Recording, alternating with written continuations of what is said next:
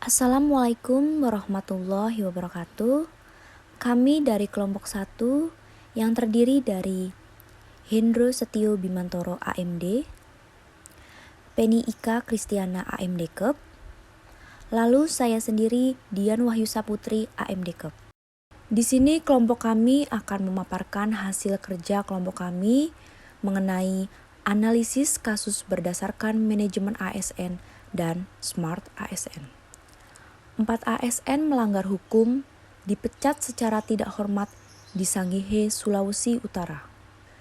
Sanksi yang dapat diterima ASN yang melakukan pelanggaran hukum, khususnya korupsi dan tindak pidana sudah jelas, yaitu sanksi dipidana penjara dan sanksi pemberhentian dengan tidak hormat. Hal-hal buruk dari penerapan atau implementasi manajemen ASN sesuai dengan kasusnya, yaitu yang pertama, ASN tidak melaksanakan tugasnya dengan kesadaran, amanah, jujur, sesuai tanggung jawabnya. Yang kedua, ASN tidak menunjukkan sikap yang dapat dicontoh baik sikap, perilaku, dan tindakan baik di dalam maupun di luar kedinasan. Hal-hal baik dari penerapan atau implementasi manajemen ASN sesuai kasus yaitu yang pertama, menegakkan hukuman disiplin ASN sudah dilakukan sesuai ketentuan yang berlaku disesuaikan dengan pelanggaran yang dilakukan ASN. Di sini saya akan menjelaskan tentang diagram fishbone. Mention adanya hambatan dalam pembinaan dan sosialisasi. Metode kurangnya kesadaran individu. Measurement kurangnya pengawasan dan pengendalian. Material, kurangnya perhatian antar rekan kerja. Milieu or mother nature, lingkungan yang mendukung. Manpower, kurangnya tingkat kesadaran dalam diri ASN. Rendahnya kesadaran ASN terhadap pelanggaran nilai-nilai ASN. Analisis penyebab masalah menggunakan diagram fishbone dengan kategori 6M.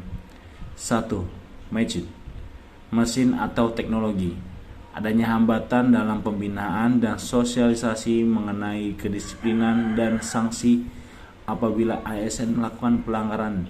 Contoh, kurangnya sarana teknologi untuk pembinaan dan sosialisasi ASN.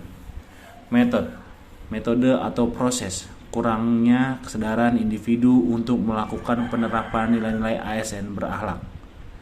3. Material, raw material consumption information, kurangnya perhatian antar rekan kerja, kurang pekanya antar sama rekan kerja, dan kurangnya saling mengingatkan apabila rekan kerja melakukan kesalahan yang tidak sesuai dengan nilai-nilai ASN berakhlak. Measurement, pengukuran atau inspeksi, kurangnya pengawasan dan pengendalian oleh lembaga yang berada di atasnya. 5. Manpower, pekerjaan fisik, kurangnya tingkat kesadaran dalam diri ASN. 6. Milieu or mother nature, lingkungan yang mendukung untuk melakukan tindakan pidana dan korupsi yang menyebabkan seorang terpacu untuk melakukan pelanggaran. Upaya-upaya yang dapat direkomendasikan.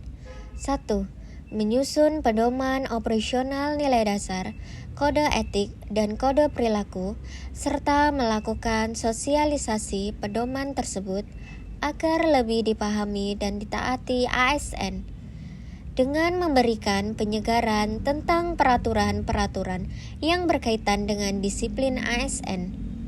Di antaranya, PP nomor 53 tahun 2010 tentang peraturan disiplin, PP nomor 32 tahun 1979 tentang pemberhentian ASN.